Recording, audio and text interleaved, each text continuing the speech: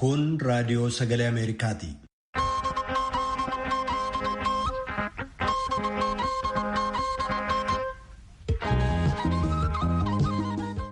Raadiyoon sagalee Ameerikaa wixataa qabee haga jimaataatti galgala keessaa sa'a lamaan walakkaa jalqabee haga sa'a sadiitti meetir baandii 22-25-31 irratti Waashingteen DC irraa akka dabarsu sagantaa afaan Oromoo amma jalqaba.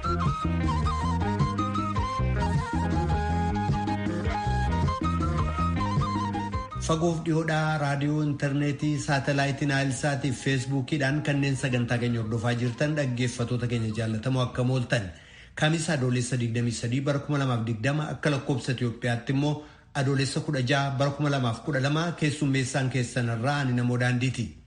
Ajjeefamuu artistii beekamaa Haacaaluu Hundeessaatii booda mormiif jeeqama ka'een lakkoobsa qabeenyaalee barbadaa'aniif lubbuu namaa dhabame akkasumas lakkoobsa namoota kanaa wal qabatee hidhamanii ibsee jira mootummaan. Kanarratti aangawaa dubbisnee qabna. Itoophiyaan hidhaan laga Abbayyaa marsaan duraa guutamuusaa kaleessa sirnaan labsitee jirti.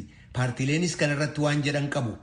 Filannoo Yuunaayitid Isteetsi barana geggeessamu irratti kanneen pirezidaantummaa marsaa ittaanuuf dorgomuuf jiran paartii Riippaabilikaanirraa pirezidaantii Doonaald Tiraamp yoo ta'an, Diimokiraatota irraa immoo ittaanaa pirezidaantii duraanii Joo Baayidanii har'a seenaa pirezidaantii Tiraampitti fuuleffannee qophii addaa qabna. Maraafuu haga xumura sagantaa keenyaatti nu waliin turaa jenna dhaggeeffatoota keenya. Piroodyuusariin Tamsaasa irraa Biraan Haayiluu, Tamsaasa intarneetiif miidiyaa hawaasummaa akka qindeessitu immoo Tigisti Gammeeti. Oduuf gara jaalanneettan sin dabarsa.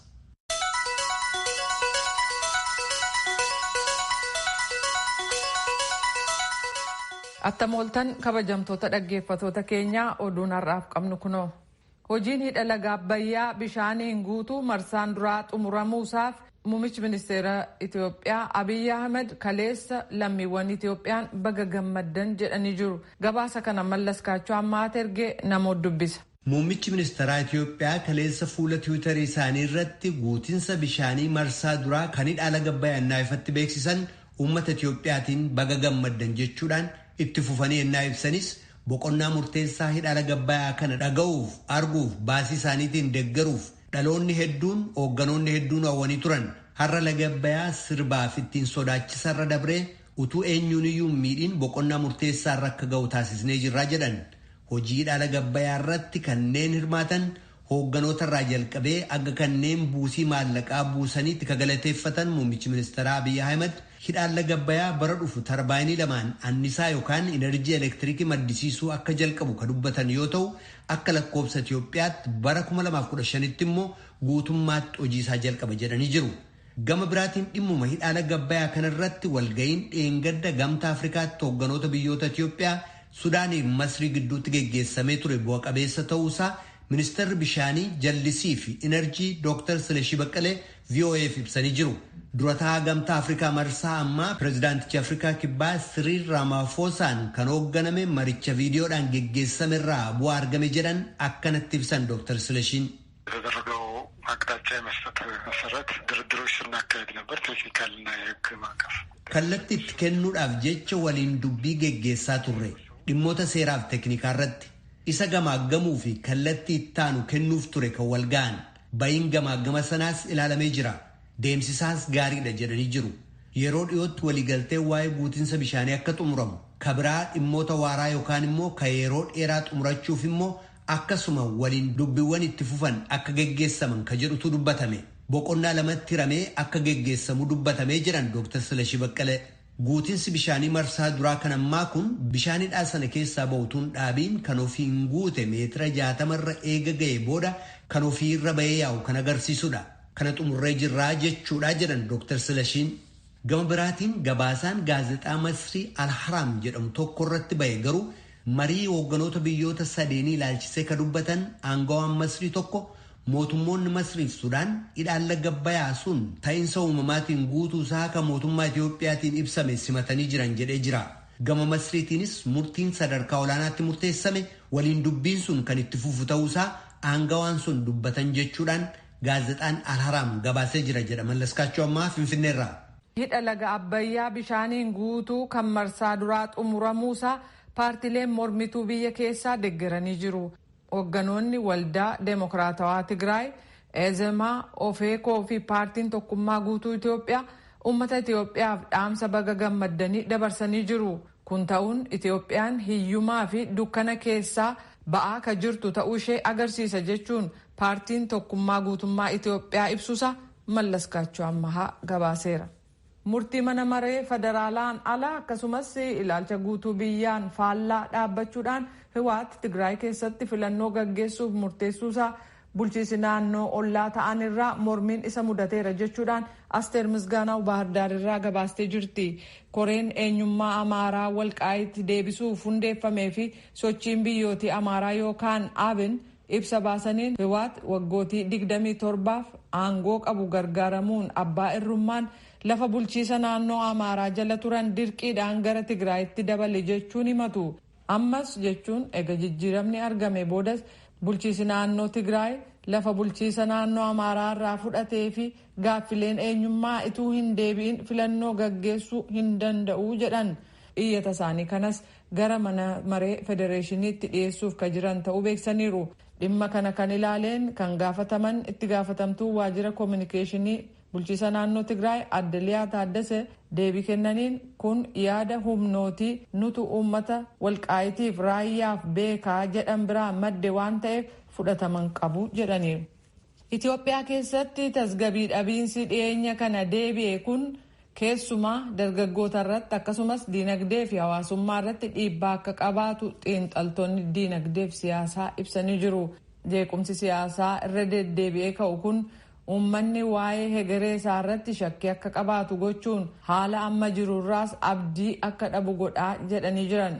Hookkarri dhiyeenya kanaa Itoophiyaa keessatti uumame hojii investimentii gaggeessuuf fedhii jiru xiqqeessee daldalaa fi qubannaa jiru irratti dhiibbaa qabaataa jechuun xiinxaltoonni kun dubbachuu gabaasamee jira.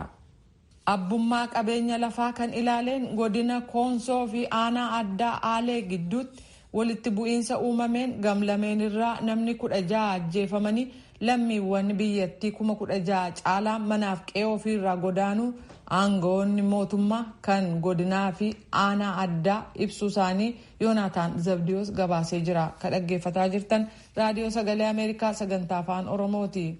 Kutaa Yuunaayitid Isteetsi kataatee Oregon magaalaa Poorlaand keessa ka jiru manni murtii federaalaan alatti namoota hiriiranii turan irratti tikii federaalaa gaaza himimmaansu dhukaasee jira. Poorlaand keessatti hiriira gaggeeffame kun guyyootii walitti aanan 56 kan itti fufe yoo ta'u kunis hokkara poolisiin gaggeessu loogii sanyii fi dhiyeenya kan ammoo humnootiin federaalaa magaalattii keessa buufachuu mormuuf gaggeeffama. Bulchaan magaalaa Poorlaand Ted Wheeler dallaa mana murtii bira dhaabbachuudhaan namoota yeroo gaaziin himimmaansu darbatamu argan keessaa tokko turan. Bulchaan kun lafa hiriira sanaatti kaleessa dursanii argamuun uummataaf deeggarsa qaban ibsuuf ture. Garuu achitti argamuu bulchaa magaalattii kana hiriirtonni hedduun fudhatama dhabsiisanii itti iyyanii jiran. Awustiraaliyaaf magaalaa guddinaan lammaffaa taate Melbourne keessatti haguuggiin funyaaniif afaanii yookaan maaskii kaa'achuun kamisa har'aa kaasee dirqama ta'ee jira. Magaalli kun biyyattii keessatti lafa weerarri vaayirasii koronaa itti hammaataa jiru taatee jirti. Uummata magaalaa Melbourne keessa jiraatu miliyoona 5 gidduutti faca'inni vaayirasii koronaa to'achuuf jecha ajaja dhiheenya kana kenname keessaa kun tokko. Namni umriin 12 ol ta'e kamiyyuu manaan ala maaskii tuun kaa'atiin yookaan afaaniif funyaan ituu haguuggiin argamnaan hanga doolaara $143 adabama. Kanneen namoota miindessuun hojjechiisan hojjetoonni isaanii maaskii kaa'achuun barbaachisaa miti jechuun jajjabeessu taanaan immoo doolaara 7,000 caalaa kan adabaman ta'uun ibsameera. Oduun keenya kanuma.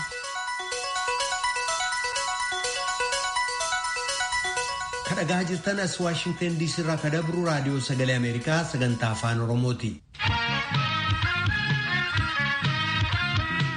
Artist Hacaaluu Hundeessaa eega ajjeefamee booda hokkara Oromiyaa naannolee hanga tokko keessatti ka'ee lubbuun namaa baduuniif qabeenyaan manca'uun gabaasamee ture. Mootummaanis ibsa kennee jira kanarratti. Kanaan wal qabatee hoogganoota paartiilee morkattootaa dabalatee namoonni hedduun to'annaa jala oolfamanii jiru. Kana ilaalchisuudhaan itti gaafatamaa waajjira koominikeeshinii mootummaa naannoo Oromiyaa obbo Getaachoo Baalchaa tujubeen dubbistee jirti. Badii dhaqqabe ibsuun jalqabu obbo Getaachoon. Qabeenyi akka naannoo keenyaatti bade lakkoofsaan baay'ee guddaadha. Manneen jireenyaatti lakkoofsa guddaa kan qabu, kan caccabee fi kan gubate jireenyaati. Isaan kun akka fakkeenyaatti fudhachuun ni danda'ama. Hoteelota gara 195tu gubate, konkolaataan dhuunfaa mootummaa, dhaabbileen mootummaa, manneen mootummaa, waajjirri mootummaas gubatanii waajjirri mootummaa 400 ta'an gubate. Qabeenyi kun qabeenya naannoo Oromiyaa keessa jiru, qabeenya Oromooti, qabeenya Oromiyaati.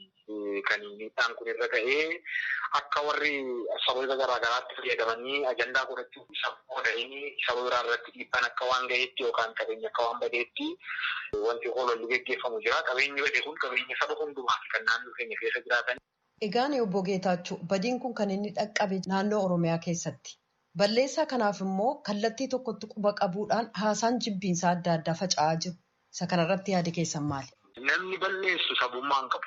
Namni akka hojjetu, namni balleessu, namni gubuu saba kan keessaa kan dhalatanii saba kan keessaa dhufa jedhanii wanti sabaan kaatagoraayiz godhamuuf hin jiru. Badiin kan gaafatu naannoo keenya keessatti jiraataa naannoo keenyaa keessaa kan bahedha. Jiraataa naannoo keenyaa yeroo jennu uummattooti biyya Itoophiyaa jirantu kana keessa jiru hundi naannoo keenya keessa jira. Oromoon madaallii kamiinuu miidhaa geessisuudhaaf yeroo itti karoorsee irratti hojjetas hin qabu, hin goones, kanaan duras hin goone, har'as hin godhu, boris darbee hin godhu. Oromoon saba biraa walitti buusuudhaaf warri ta'e jedhanii kana karoorsanii fi hoogganan akka waan Oromoon sabootaaf sablammoota biyya kanaa keessatti miidhaa geessisuudhaan beekamutti yookaan immoo saba kan biraa dhiibbaa irratti gochuudhaan qabeenya isaanii barbadeessuudhaan of keessaa balleessuudhaan akka waan Oromoon murteessee itti deemetti warri olola geggeessan kun olola qaraatii fedhii isaanii kaleessaatu hin milkoofne waan fedhiin isaanii kaleessaa milkoofneef isa kanaan immoo uummata Oromoof uummata biraa walitti buusuuf yaalii gochuuf yookaan yaalan ta'e malee miidhaan kun kan ga'e eenyullee sabaan kan adda ba'e hin jiru. Miidhaa kana kan geessan jedhamanii shakkaman to'atamaa kan jiran naannoo keenya keessa kan jiran. Oromoon madaallii kamiinuu kaleessa sittiin hin jedhamne har'a sittiin hin jedhamu. Sabni Oromoo saba biraa irratti dhiibbaa geessisaa kan jedhu hin jiru. Safuu akkasiis hin qabu. Safuu Oromoo warra balleessanidha. Warri kana godhani Oromoo keessaas namni kanatti makame jiraachuu danda'a. Saba biraa keessaas namooti kanatti makaman Oromiyaa keessa kan jiraatan jiraachuu danda'u. Ergamanii naannoo biraatiis dhufanii magaalaa keessatti galanii gocha kana kan raawwatan waan jiraniif Oromoon yeroo madaallii kamiinuu saboof sablammoota uummata Itoophiyaa keessaa ofitti qabee wajjiniin kan jiraatu keessaa har'as kaleessas kan ture har'as kan gochaa jiru uummata Oromoo eenyuudhaa ol jechuudha naannoo kana biyya kana keessatti. Akka isinatti himtanitti namoonni to'annaa jala oolan lakkoofsi isaanii hedduudha. Namoota kanarratti qorannaan innaa geggeessamu adda baasuudhaaf qaamni walaba ta'e irratti hirmaatamoo yookaanis mootummaa qofa maaliifi mootummaa yoo fudhanne gama mootummaatiin ilaalaa qaamni walaba ta'e immoo yoo itti dabalame daran qorannaan kun ifaaf walaba ta'a. Hagam walaba qorannaan kun haalli ittiin geggeeffamaa jiru? Mootummaa jechuun qaamolee mootummaa sadiitu jira. Qaama seera baasuu, qaama seera hiikuuf, qaama seera raawwachiisutu jira. Kanaaf qaamoleen kun sadaniyyuu aangoo mataa ofii isaaniitii qabu. Garuu immoo baalaansi karaa ta'een walii isaaniitti tuumbu'in hojii isaanii of danda'aniiti kan isaan hojjetanii. Kanaaf amma mootummaa jechuun qaamolee sadan kana keessaati qaamni raawwachiistu qaama aangoo mootummaa olaanaa raawwachiisuudhaaf qabudha. Heeraaf seera mootummaa eegsisuudhaaf dirqama qabudha. Qaamni seera hiikummoo sanarraa walaba kan ta'edha jechuudha. Seera walaba ta'e jechuun namni tokko yeroo komatamu yookaan himannaa yeroo itti dhiyaatu sirna himannaan ittiin dhiyaatutu jira, sirna ittiin to'atamutu jira, sirna ittiin hamma dhumaatti murtii argatutu jira. Kanaaf qaamni kana hojjechuu danda'u mootummaa keessaa of danda'eetu jira. Qaama sadan keessaa qaama keessumaa raawwachiistuudha jedhamee yaadama. Mootummaan yeroo baay'ee namni kan tilmaamu qaama raawwachiistuudha jedhee tilmaama. Qaamni seera baasu immoo qaama aangoo olaanaa biyyaati, qaama aangoo olaanaa naannooti. Qaamni aangoo olaanaa qabu sun raawwachiistuun isatti waamama. Qaamni abbaa seerummaa isatti waamama. Qaamni abbaa seerummaa jechuun qaama seera hiiktuun sun isatti waamama. Qaamni seera hiiku kun bilisa ta'eeti kan biyya kanatti ijaaramee jiru. Kana tokkoon kun ilaaluun hin danda'ama. Bilisummaa qaba. Qaamni kana qoratu jechuun hin danda'amu. Mootummaan biraa dhufee qoratu hin jiru. Mootummaa keessatti qaamolee sadan adda ba'anii jiran waan jedhaniif qaamolee sadan keessaa tokko kan amma kana seera raawwachiisu irraa adda karaa ta'een manni hojii abbaa langaa waliigalaa jira, poolisiin hin jira, manni murtii hin jira. Qaamoleen kun seera namni ittiin qabamuu qabuu fi to'atamuu qabuuf seeratti ittiin dhiyaachuu qabu namni akka seeratti dhiyaatu gochaa kan isaan jiranii fi karaa biraatiin immoo mirga namoomaa irratti kan hojjetu dhaabbanni mirga namoomaa irratti hojjetu akka biyyaatti hin jira. Dhaabbanni mirga namoomaa irratti hojjetu kun qaama biraatiin mirgi namoota qabaman kanaa yookaan shakkaman kanaa karaa seeraaf waa ta'een eegamaa jira moo eegamaa jiru jedhee hordofuu hin danda'a. Fakkeenyaaf dhaaboliin mirga namaa sadarkaa addunyaa kan akka Amnesty International namoonni hidhaman kun jamaadhaan walitti qabamaniitiin himannaan irratti hin dhiyaanne jechuudhaan haqi akka mirkanaa'u gaafataa jiru. Isa kanarratti yaadi keessan maali? Kana keessatti namni qaama hir'ataa ture, namni dararamaa reebamaa ture, mana shakkameefi yakkameefi miidhaan kun irra gahaa ture. Waggoota lamaan kana keessatti immoo wanti hundeedhaan jijjiiramuu qaba jedhamee yaadames kana caasaa nageenyaas haa ta'u, caasaa seeraas haa ta'u, caasaa mootummaa sadarkaan jiran keessatti gochaan akka kanaa deebi'ee kan raawwatamu yoo ta'e kan kaleessaa balaaleffachuun keenya siiqaan qabu jechuudha. Kanaaf mootummaan mirgi lammiiwwanii eegamuu danda'uu irra laata. Namni sun to'atame jimilaadhaan to'atame kan jedhu ofumaa itti dabaluuf yoo ta'e malee lakkoofsa amma himeedha kan to'atan Oromiyaa keessatti. Namni kun immoo kan to'atame sun hundisaa ragaan harkarra nagaituun baay'ina malee hanni kun amma har'aattuu mana sirreessaa yookaan mana to'annaa keessa jiraa jechuun irraa jalaan qulqulleessanii kan yeroo beellamaatti gaafatamu yeroo beellamaatti gaafatanii kan mirga wabiitiin ba'uu danda'u mirga wabiitiin baasanii kan gorsanii haalli itti geggeeffamaa jiru waan jiruuf mirga namoomaa irratti dhiibbaatu jiraa kan jedhu qorannaa akkasiis hin qabnu amma ammaatti uffata akkasitti deemame hin jiru. Komee dhiyaataa jiru keessaa tokko namoonni siyaasaa kanneen hidhamaniif mormitoota ittiin cafaquudhaaf dantaa siyaasaatii fi inni kun gama mootummaan attamitti ilaalama? To'annaan kan geggeeffame namoonni siyaasa biyya kana keessatti qooda fudhachuudhaaf socho'aa jiran baay'een isaanii yaada qaban qabatanii kanneen mana sirreessaa keessa turanii kaan biyya alaa turanii kan biyya alaa turanis biyya keessatti galanii akka socho'an kan biyya mana sirreessaa keessa jiranis mana sirreessaa keessaa ba'anii yaada isaanii bilisaan uummatatti ibsachuu akka danda'aniif kan haala mijeesse mootummaadha. Kanaaf mootummaan ofii haala mijeessee deebisee dirree siyaasaa dubbisuudhaaf yookaan immoo yaada namaa daangessuudhaaf jedheetu nama mana hidhaatti guura kan jedhu fudhataman qabu. Bu'uuras hin qabu waan ta'eef. Namoonni yakkamanii fi seeratti dhiyaachuu qaban jedhamanii shakkamanii gochaa ajjechaa kanaan wal qabatee kakaasuudhaan namaaf nama uummataaf uummata sabaaf walitti buusuudhaaf amantii walitti buusuudhaaf miidiyaa fayyadamanii waltajjii garaagaraatti bahanii gocha kana keessatti qooda qabu miidhamuu qabeenyaa namaatii fi qooda qabuu jedhamanii warroota shakkamantu to'annaa jala galee warroonni kanaaf itti gaafatamummaa isaanii seeratti dhiyaachuutti isaan irra jiraata jedhamee dhiyaatan keessa kan paartii biyya bulchaa jiru keessa jira. Miseensi paartii biyya bulchaa jirus hooggansi paartii biyya bulchaa jirus keessa jira. Namoonni kana keessatti ga'ee isaanii bahuu dadhabuudhaan qooda keessaa qaban shakkamanii to'ataman jiru jechuudha. Gaaffiin kodhumaa vaayirasii koronaa wajjiniin wal qabataa akkasin natti himtanitti namoonni yeroo ammaa to'annaa jala oolanii 7,000 oli lakkoofsi isaanii. Vaayirasiin kun immoo of eeggannoo cimaa barbaada. Addunyaa irratti balaa guddaa geessisaa, lubbuu namaa galaafataa, namootas akkaan dhukkubsaa akka inni jiru beekamaadha. Isa kana mootummaan of eeggannoo attamii godhe namoonni dhibee kanaan akka isaan hin faalamne kanneen mana hidhaa keessa jiran lakkoofsa guddaa akkasii ennaa namoonni hidhamanii of eeggannoon hin godhama. Gama kanaan maaltu hojjetamaa jira? Warroonni mana sirreessaa yookaan mana to'annaa keessa jiran eeggannaan godhamuufii qabu hundi godhamaafii jira hin godhamaafii jalqaba yeroo seenus qoratameetti seenaa achi keessattis karaa ittiin miidhaa geessisuu hin dandeenyeen karaa ittiin namni vaayirasii kanaan faalamuu hin dandeenyeen to'annaa hordoffiin cimaan godhamaati kan deemu. Lakkoofsi kun guddaa kan malee lakkoofsi kun mana sirreessaa tokkotti yookaan immoo lafa mana to'annaa tokko keessatti kan isaan jiran bakkee garaagaraatti kan isaan akka kanaan dura iddoo tokkotti yoo namni qaba iddoo tokko fuudhanii iddoo tokkotti geggeessuun hin jiru. Bakkumatti qabametti achumatti to'annaa seeraa jala oolchanii galmee isaa qulqulleessuuf deemama malee iddoo iddootti geggeessuun hin jiru. Kana keessatti dhibee vaayirasii koronaatiinis miidhaan akka isaan irra hin geenye of eeggannaa guddaan godhamaa kan inni jiru. Mootummaan kanaaf of eeggannaa jalqabaa godheeti. Eenyuun waa ta'u badii qabuuf seeraan gaafatama malee miidhaan kamuu akka isaan irra hin geenye of eeggannaa cimaatu godhamaa jira. Itti gaafatamaa waajjira kominikeeshinii mootummaa naannoo Oromiyaa obbo Geetaachoo Baalchaa ibsa kennitaniif hedduu galatoomaa. Kadhagaa jirtan as Waashingteen DC irraa kadabru raadiyoo sagalee Ameerikaa sagantaa afaan Oromooti. Yeroo mara raadiyoodhaan meetir baandii 22-25-31 irratti akkasumas saatalaayitii Naayilsaatii feesbuukii keenya irratti kallattiidhaan tamsaasamaa jira.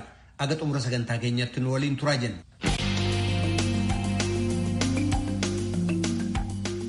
Filannoo Yuunaayitid Isteetsi barana geggeessamu irratti kanneen pirezidaantummaa marsaa ittaanuuf dorgomaa jiran paartii Rippaabilikaan irraa pirezidaant Doonaald Tiraamp yoo ta'an paartii Dimokiraatii irraa immoo ittaanaa pirezidaantii duraanii Joo Baayideni. har'a seenaa pireezidaanti Tiraampiti fuuleffannee qophii addaa qabna. Nugusuutu dhiyeessa. Doonaald J. Tiraamp pireezidantii Ameerikaa 45ffaadha. Mr. Tiraamp pireezidantoota Ameerikaa keessaa isaan sadaffaa himannoon irratti dhiyaate garuu immoo bilisa jedhamanii aangoo isaaniirraa osoo hin kaafamin hafanidhas. Pireezidantichi waggaa 4 dabalataa fi filatamuudhaaf sadaasa dhufutti qophaa'aa jiru. Pireezidaant Doonaald Tiraamp filannoo sadaasaa kanaafis ifatti duula na filadhaa kan eegalan waxabajjii bara 2019 Orlaandoo Filooridaatti ture. Dhaadannoon isaanis Keep America Great, Ameerikaa akka cimtuu taatetti tursu kan jedhu ture. Duula filannoo bara 2016 darbe sanatti Mr. Trump dhaadannoo Make America Great Again, deebisnee Ameerikaa olaantuu haa goonu isa jedhuun akka ture ni yaadatama. Sirna duula na filadhaa waggaa darbee eegalan sana irratti egaa Mr. Trump deeggartoota isaaniitiin al tokko fiixaan baafneerra. Ammas ni daballa. Isa kana garuu hojicha walumaa galatti xumuruuf jirraa jedhan. Pireezidaant Doonaald Tiraamp biyya amma Ameerikaa ga'uuf hoogganaa hin ta'in dura maal fa'aa hojjechuun beekamu. Haga tokko odeeffannoo isiniin geenya.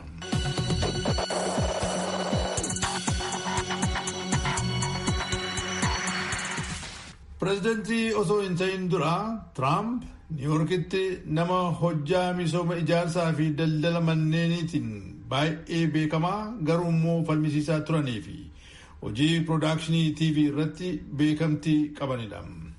Gama biraatiinis Yuunivarsiitii Peensilveeniyaa Wharton School of Finance jedhamurraas eebbifamaniiru Tiraamp. Ergasii qabeenyaa maatii isaanii kan ture dhaabbata misoomaa fi daldala manneenii riil isteetitti itti gaafatama fudhachuudhaan bilchaalee hoteelota kaaziinoo yookiin iddoowwan bashannanaa bifa adda addaa qabu akkasumas dirreewwan gosa ispoortii golf jedhamu yookiin killee itti taphatan addunyaa irra naanna'uun ijaaruu eegalan. Sana keessatti garuu akkuma naggaadee tokko bu'aa ba'iin hedduu isaan mudateera. Yeroo isaan kassaranis tureera akkuma milkaa'anii bu'aa irratti bu'aa lakkaa turan. Forbes kan jedhamu barruun gulantaa sooressota addunyaa waggaan ifa godhu akka ibsetti bara 2016 keessa dhaabbati Doonaald Tiraamp doolaarii biiliyoonii 3 fi miiliyoonii 700 ta'uu tilmaameefi. Mr. Tiraamp hojjaan biraan itti beekamaa turan akkuma gubbaatti tuqne ogummaa televezyiiniiti. Bara 2004 eegalee dhaabbata televezyiinii NBC jedhamu irratti qophii darbaa tureefi baay'ee jaallatame irratti taatota keessaa tokko ta'uu irra darbee Mr. Trump piroodiisarii qophii yookiin dooyii apparentis maqaa jedhuun beekamuuf ijoo turan. Pireezidantummaaf dorgomuuf qophiitti ennaa jiran bara 2015 ture kan dhiisan.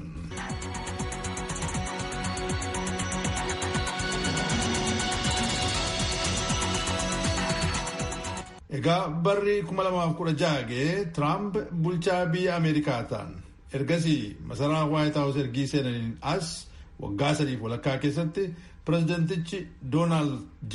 Tiraamp maal fa'aa hojjetan. Kanneen tuqaman keessaa Tiraamp seera taaksii yookiin dilaala biyyattii irratti jijjiirama guddicha jedhamu hojiirra oolchan. Raayyaa waraanaa Ameerikaa biyya Siiriyaa ture irraa irra jireessa isaa biyyatti deebisan yookiin lakkoofsa waraanaa Ameerikaa achi jiru gad-xiqqeessan.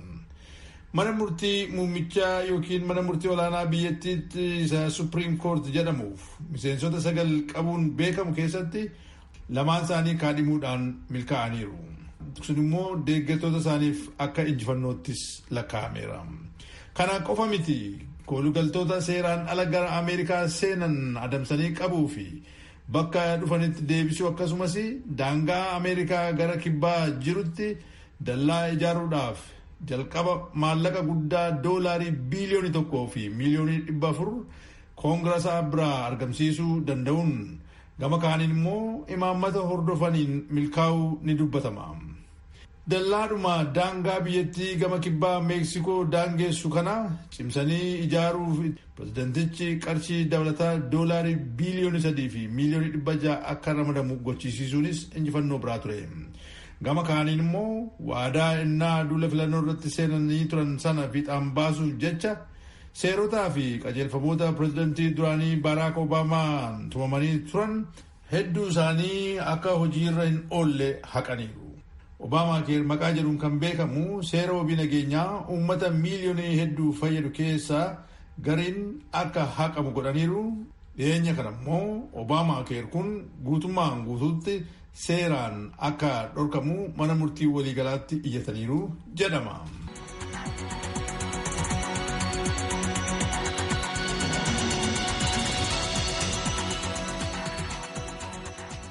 Kun utuu akkas ta'ee jiru milkaa'inni guddichi Mr. Trump gama dinagdeedhaani. Waggoota 7 darban aangoo irra turan kana keessatti hojii dhabeessummaan haala waggoota 50 keessatti Ameerikaatti mul'atee hin beenneen dhibbantaa 3.5 gadi bu'e.